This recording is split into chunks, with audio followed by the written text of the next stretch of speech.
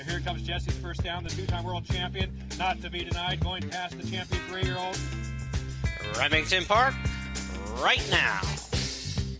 Well, we've made it to the end of the quarter horse meet at Remington Park. Saturday, May 30th, big day that culminates with the Heritage Place Futurity. It's a massive card, 12 races, 9 of them stakes, $1.73 million in purses. Brian W. Spencer about to be joined by Jerry Shottenkirk from Horse Player Now. And Jerry, we covered our Thursday and Friday spot plays, and now we're going to run through this full Heritage Place Futurity card to put a bow here on a fun quarter horse meet at Remington. Well, year after year, this is the day when it comes to quarter horse racing in this part of the country, Heritage Place Derby and Futurity Day, also with a couple other grade 1s and grade 2s sprinkled in there, as well as some good paint and Appaloosa racing. So any part of this sport that you like, you'll get some of it today. So at least a little. So it's a huge day. I'm really looking forward to tearing into it. Yeah, and Remington, as I mentioned, giving away $1.73 million in purses, actually a little bit more than that, and there's a lot of great wagering opportunities throughout this 12-race program. Let's dive right in, Jerry. The opener is a maiden event. They'll be going 350 yards. You got a field of 10, and you're going to look to the outside to kick things off. I am. The 10 Party Fair gets the call here. This filly has been out just twice. Last time out, she was really roughed up at the start and really had no chance to recover. That was in a Heritage Place Futurity trial. And the race before that, she ran a really good third despite having trouble at the start. Now, if you notice, the winner of both of those races was a horse named Candy Blood, who qualified for the Futurity final. And in the first race of Party Fair's career, the horse that ran second, Sanity, came back and won at next offering. So Party Fair has been in with some really good horses. Hasn't had a whole lot of luck traffic-wise, but out there on the outside kind of eliminates at least one side of the traffic situation. And I'm thinking that with a good break, she can really run a good one here. So the 10 Party Fair to open this big card. Yeah, and Jerry making a good case for that filly with that really key company line there from that April 2nd debut, and certainly with a cleaner trip today has a chance to bounce back to something like that, which could make her a handful. The number 10, Party Fair, 3-1 on the morning line in the Saturday opener at Remington. Race number 2, the back end of the first daily double, and the start of a 50-cent pick 3. It's a $15,000 claiming set, 3-year-olds and up. They're going to be going 870 yards, and as we see often in these 870 races, Jerry, the edge goes to the inside for you. Races are pretty even as far as talent, and many times it comes down to where horses draw. Like horses you could have two horses of equal ability, and if one's in the 1 post and the other's in the 8, well, the right. Was that as they start that race close to the turn, going 870. The one has a much better go at it. Now, that doesn't mean it's impossible. It's just a little tougher, and they really do need some breaks if they break from the outside post. That said, we are down on the inside here with the 1 Edelman. This one was in the 6 post last time, made a pretty good run and finished third, beaten 3 lengths in that one. Moving down to the inside, I think he's got a real good chance to get it done. Another one I would mention here, a little bit of a price, is the 6 Blazing Panther. He just doesn't run many bad ones here at Remington Park, especially around the turn. So I think Blazing Panther might be a little bit overlooked on the tote board, and that one might be usable when it comes to your exotic plays. But out there on top, I like the 1 Edelman. Yeah, and this one, we always talk at this 870 distance about the advantage of being towards the inside, and as Jerry said, it's not impossible to win from further out, but a horse like Edelman on the inside has drawn post 8, drawn post 6, so now getting post 1, he's really being the beneficiary on this program of a much better post draw at this 870-yard trip. The number 1 on top for Jerry in the second on the Saturday program. Moving on to race number 3, this one is an optional claimer, starter optional claimer for those who who have run for 10,000 or less in the last year or two, or actually just a straight-up starter, rather. So you've got a field of 7 in this spot, Jerry. On the rail again, number 1, Just a Good Old Boy, on top for you after just missing last time out. He did. Going 400 yards, he lost by a nose to the really tough runner, SM Lexi's Chick. Lost that one by a nose. So he's back going 440 yards. And this is the number 6 leg of the starter series, and which started at the really short distances. And as they've gained some distance, a few of those have dropped off as the races have gone longer. They're specialists at, say, 250, 300 yards.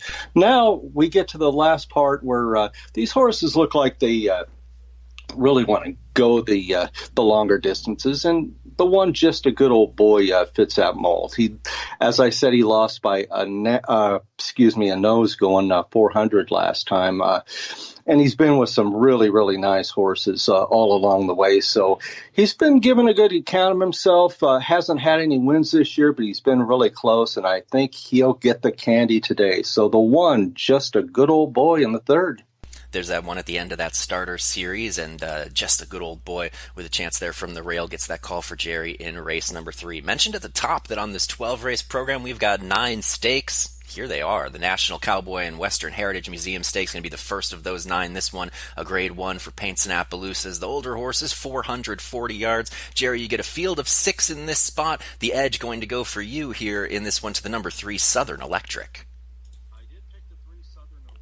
But I'll tell you what, you could put your finger on any one of these and feel fairly good about it. There's only 6 in there. They've all shown quite a bit of run, and my guess is throughout their careers they're going to take turns beating each other. So they've already done that up to this point, and they all have a whole lot more starts left in their career. But in this one, I do like the 3 Southern Electric. He was in with the same bunch last time. He ran third, beaten a length. Didn't really have the greatest trip. Didn't have a horrible trip, but he had won 4 straight against a similar company. He was first under the wire in 4 straight, I should say. He was disqualified in one of those, but he gives it his all every time, and I think if he runs his race, he'll be pretty tough. The one Memories of Little Hero beat this group last time by a neck, draws down inside. I think he'll also give it a big run again. So, again, half dozen in here. You can feel good about any of them. My edge here goes to the 3 Southern Electric. Yeah, and I feel like that's not going to be the first time or the last time on this card necessarily that we're going to find a race where there's going to be a lot of contenders. We've got some options for those later in the card. Race number 5, this one, another stakes event. It's the Easy Jet Stakes. It's for Oklahoma-bred 2-year-olds. They'll be going 350 yards. And, Jerry, 9 of the 10 of them in here have tasted defeat at least once. The only one who hasn't, the number 4, I Work For You, and you say he will be undefeated after tonight's card. Yeah, let's go with that one, shall we? I Work For You. 3 for 3 in his career. Won the Remington Futurity last time, Remington Futurity last time out. He's 3 for 3 in his career. Won by just a nose last time, but that's all you need. And looks like he's got a good chance to get better as he goes a little longer. Today he's going 350 yards after winning at 250 and 330. I think he might even be a little tougher at this distance. So I give the call to the 4, I Work For You. Yeah, 3 for 3 up to this point in the career. Comes off of that stakes win last time out, as Jerry mentioned in the Remington Futurity. Was up by a nose that day and looking to make it 4 for 4 with a score in Saturday's Easy Jet Stakes. Moving on then to race number 6. Best bet on the card for you, Jerry. This one is 350 yards. This is the Speed Horse Graham Paint and Appaloosa Futurity. This is a grade 1, $136,000. As we have mentioned throughout some of the season when we talk about these Paint and App races, they don't get a lot of chances to run for this type of money, so this is a really big opportunity for a lot of these 2-year-olds to get a big check when those kind of big checks few and far between. Your best bet on the card comes in this spot with the number 6, Tails You Lose. That's right. If you're a paint or an app, the time is now to run your best race. And I think the one to do it here will be the 6, Tails You Lose. He was extremely impressive last time out. He's won 2 out of 3 races, but last time his race was so much better than his first 2. He won so authoritatively, and I really think that if he runs back to that one, he'll be the one to beat. There's an indication that at this distance and with these connections, I think he can really run even better than he did last time. And if he does that, they're running for second because he was really, really sharp last time. That being said, there are quite a few talented paints in here, as well as apps. The 2, This Wire is Hot, won his last race, a Futurity trial in fine fashion. And the 9, Queen for Cash, the Appy filly, is 3 for 3 in her career, and her last 2 races were accomplished in easy fashion. So she would definitely not be a surprise if she got up there and won another. But I'm off their last race. I'm going to give the edge to the 6, Tails You Lose. Tails You Lose, Jerry's best bet on this 12-race closing day quarter horse program at Remington. We've still got 6 stakes to close out the card here as we've gone through half of it. And Jerry, another 870-yard dash coming up here, this one for $40,000. It's the Grade 2 Remington Park Distance Championship Stakes. And, you're not going to go on the rail for this 870. Looking to the number 4, that is I'll Take You for a Ride. I'll Take You for a Ride comes off just a tremendous third last time. He was really rolling at the end. Got beat by a neck. Now, he doesn't get the rail. That's really not a requirement, but, it does help from time to time. But in this spot, there is quite a bit of speed to the inside of him. He wasn't going to be in front anyway, so it's not going to take a whole lot for him to get from the 4 post to the rail. So I think jockey Ricky Ramirez has done a really good job in these 870-yard races. I think he could possibly get a perfect trip just off the speed, especially with the 2 Let There Be Sound and the 1 JB Great Dawn. Both of those are really quick. They know one way, and that's to be in front, and they'll both do everything they can. So it's going to be fast and furious early. I look for somebody to come off a little bit off the pace, and for me, that's the 4. I'll Take You for a Ride. Yeah, and just looking at, for some of our thoroughbred players who may be listening along or who dabble in the quarter horse races at Remington with us, looking at this race, this is a really good example. Jerry mentions, the speed horses inside. This is very similar to a kind of short, abbreviated thoroughbred sprint. You get this good race shape, all the speed drawn seriously inside, and post 1, 2, and I'll Take You for a Ride could really fall into what would be the equivalent of a great spying trip, going 5 furlongs in thoroughbred racing. So I think you can look on paper here, you can see those similarities between the 2 breeds, and you can see that race shape setting up. I'll Take You for a Ride, 6-1 on the morning line, could have a great trip looming here in the Remington Park Distance Championship. Race number 8. This is the Heritage Place Juvenile Stakes. This is for the 10 who weren't quite quick enough to make the big one at the end of the card, that Grade 1 Heritage Place Futurity, but this consolation still brings us 10 horses racing for $100,000, Jerry, and the edge for you going to go to the number 2 Whistle Stop Cafe. Won that trial, just not quick enough to get to the final. Yeah, I picked Whistle Stop Cafe that day. She wasn't quick enough, but she was good enough to win it and pay $27. That's all that matters for us. Yes, absolutely. Not going to get anywhere close to that today. She is really well placed, and she's done everything they've asked of her up to this point. So I think she'll get a good trip down inside, and I think she's the one to beat. A couple others in here you might consider: the 5 Trace Evidence. This one's still a maiden, but has been in some decent races and has finished well in one of those 2 races. And the 6 Apolitical Bird has won 2 out of 3.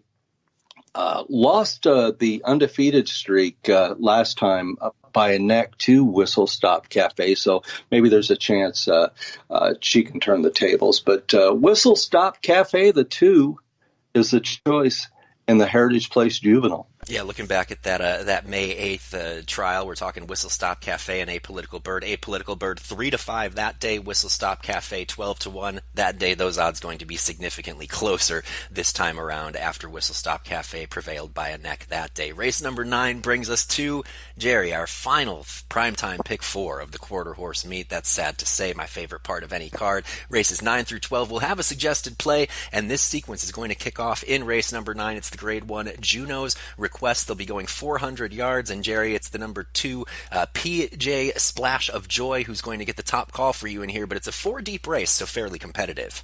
No, this really is a good race. It always is. The Juno's Request, when you get fillies and mares going the 400 yards in this Grade 1, you get many of the best in the country as far as distappers go. So with that being said, in this 400-yard race, I do give the edge to the 2 PJ Splash of Joy. She's going for her third straight and 3 out of last 4.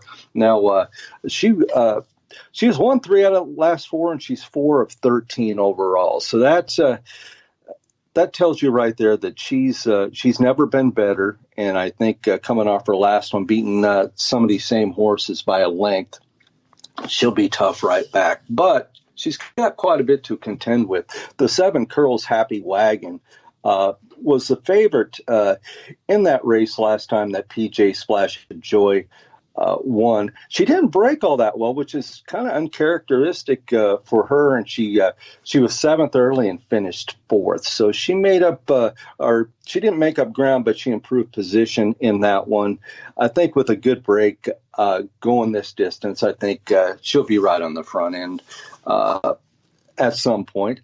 The 8 Pricey Girl just got beat ahead last time in a starter allowance race. Now, that was a really fast race, and even though it is a pretty sizable step up in class, I think if she runs back to that one, she might put some light on the board, at least as far as the tries and supers go. So the 8 Pricey Girl could be the pricey horse here. So we're looking at the 2 PJ Splash of Joy to get it done here. Yeah, talking about form cycles, PJ Splash of Joy, Jerry mentioned 4 for 13 overall, but 3 for the last 4, so certainly better than ever, stretching from last fall to right now with that nice comeback win. Jerry's going to go 4 deep in this spot, and here's a $32 suggested primetime pick 4 play to close out the quarter horse season. It goes like this: 2-7-8-4 with 8-1-10-4 with 6-11-12-8 with the 2. That play, as mentioned, will run you $32. If you missed that, you can obviously rewind here, or you can visit us at remingtonpark.com for all of Jerry's selections and suggested tickets. Moving on then to race number 10 on this program, Jerry. This is the Heritage Place Derby. This one for the 3-year-olds. They'll be racing for $232,000 here. Those who have qualified. It's the number 8, Jessie D. Jessie D comes off a second place finish to inaugurate her, who's also in this race.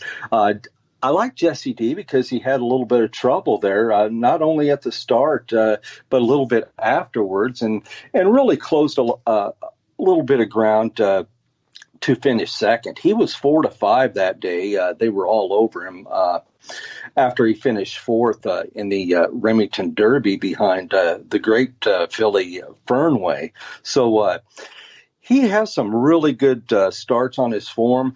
They're not all wins, which might help his price a little bit here, but he's been in with some tremendous horses like Trump My Record, A Painted Dynasty, Cholitos, Uptown Babe, who was really tough last year when Jessie D faced her. So Jessie D's been going pretty well. It looks like he might be sitting on a win, and this is a good spot for it. So the 8 Jessie D gets the call in the Heritage Place Derby.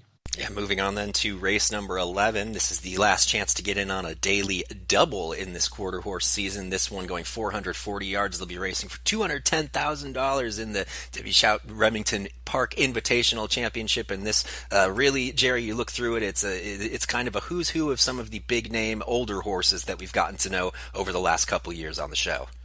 It really is a good race. It is every year, and there might be a solid favorite in here, but that really shouldn't stop you from shopping around a little bit in this one, because this has been won by some really nice horses that have gotten good at this point and then have gone on to be top national quality, and really, if you win this race, you are top national quality, because it's a grade 1 and it's worth over $200,000. And going 440 yards, it always seems to draw the best around, and we have 12 going this distance, and I'm giving the call to the 6 Eagles Fly Higher.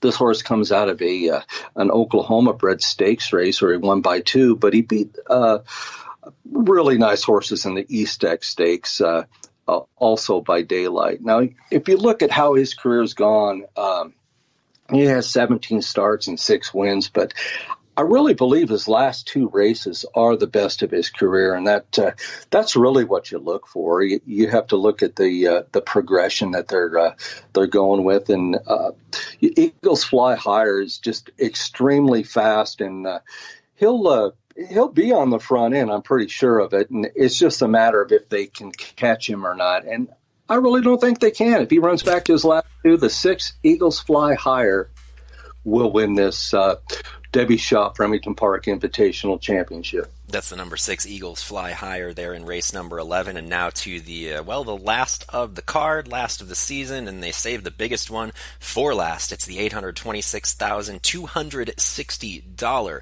Heritage Place Futurity. It's a grade 1. They'll be dashing 350 yards as they did in all the trials, and Jerry, we've got a 6-5 morning line shot. It's your single to close out. The pick 4 won the last 2, including that trial for this race with absolute authority. The number 2, Ain't She Tempting, won that one by 4 1/4, qualified nearly 1/10 of a second faster than anybody else in this field, and 3/10 of a second faster than the slowest qualifier. Boy, is she the one to beat in here.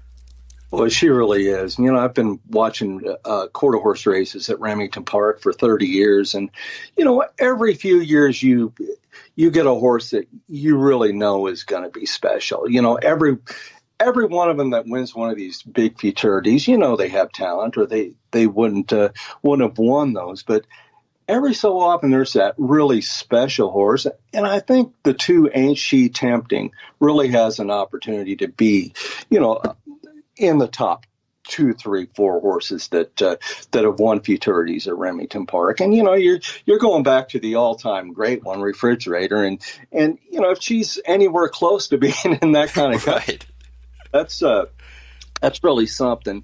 Her trial race, if you have a chance to look at replays and you don't really get a great appreciation yet of what it looks like when a quarter horse wins by 4 1/4 lengths going 350 yards, you need to really take a look at that, because it's something special, because these are not like thoroughbreds. These horses don't finish 4 lengths ahead. They just don't, just simply because of the distance. I mean, you might see a couple a season that win by that kind of daylight, and when they do, a lot of times it's in races that aren't really this kind of quality. But these were top horses in a futurity trial for $800,000 futurity. And she just absolutely destroyed them. So if she gets back anywhere close to that, I think she's got a real good chance to win. She's going to be really short on the board, and she's going to deserve it. And, sometimes in these races like this, things don't always go as planned. There might be a bump. There might be a little bit of traffic problem. And a lot of times, you're at the last race of the season. Do you want to take the even money or 3-5 or whatever she's going to be?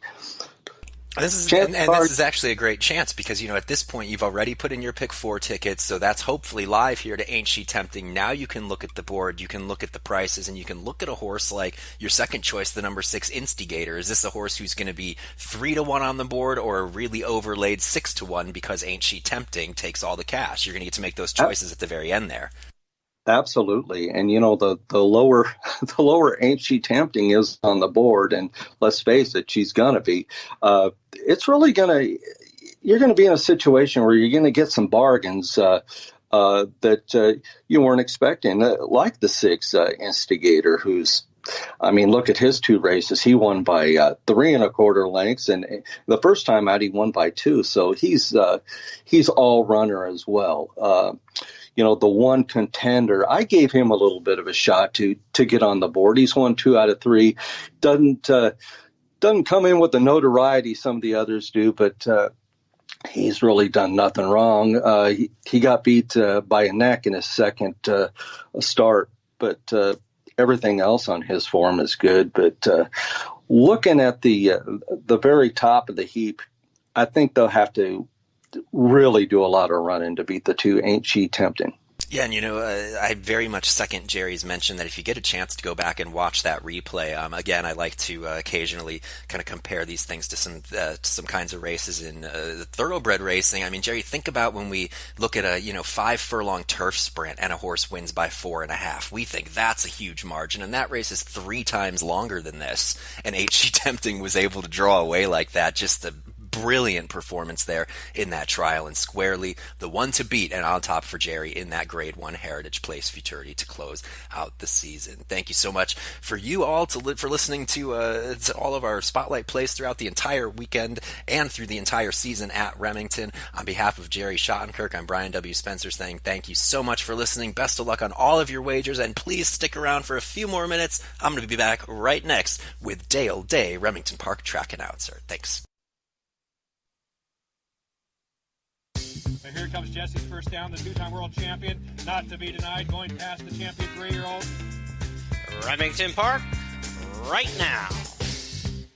Back here to close out the quarter horse season at Remington with a final visit from Remington Track Announcer Dale Day. And Dale, before we get to anything, just congratulations on a really nice meet and certainly a blockbuster way to go out in style here. 12 races, 9 stakes, 5 Grade 1s, 1.73 million plus in purses. What a card to close things out. Yeah, the Champions Night card's always been very special on this quarter horse season. We started wrapping up the meet with a big night of races like this quite a few years ago now, and it's really grown, and it makes the long haul of the season really great to wrap it up with something so special. Basically, we have 90% of the top quarter horses paying Snappaloosas in America are here on this weekend for this night, on the night of great stakes racing. And we call it Champions Night because really our seasonal champions, the divisional champions, almost all of them are going to come out of this night and race on Saturday evening. So it really is a great night of racing, and we're thrilled to have it. And obviously we've kind of entered a different phase of, life here in America. So just quickly touching on the fact that there are very limited availability for fans to be able to come to Remington Park, either for the casino or if they wanted to come see the live races on Saturday. But very limited capacity, temperature checks, mandatory masks. Tell us a little bit about that if anybody in the Oklahoma City area wants to come out and enjoy closing day. Right. Like the few of the racetracks that were fortunate enough to keep running throughout this entire situation early in the spring, we were closed to public spectators starting on March 19th. Last Thursday evening, we did reopen for public spectators for racing other than just the horsemen that were bringing the horses over and running a particular race. However, everybody needs to know that wants to try and come out, you have to enter through the casino entrance. There's only one entrance into the parking lot across from the McDonald's on MLK Boulevard. If you're familiar with Remington Park, you know which gate I'm talking about. You have to enter through the casino entrance. You'll be going through a temperature check. If your temperature checks in at 100.4 or higher, you will not be allowed admittance. And you must have a protective face covering, which everybody hopefully should have at this time in our lives, to wear. If you do not, one will be provided for you. And while you're moving about, you must have that on. Social distancing, obviously, very encouraged. So keep 6 feet away from people not in your family or your group that you're with. And everything on the ground level is open for you for racing. So that means you can access both sides of the track level, track north and south on either side of the horse path, the paddock gardens, the saddling paddock, or the plaza out by the racetrack. And the Henry Hudson's pub is open on the track level south plaza, south patio before you just pass the finish line as well. So it's very limited.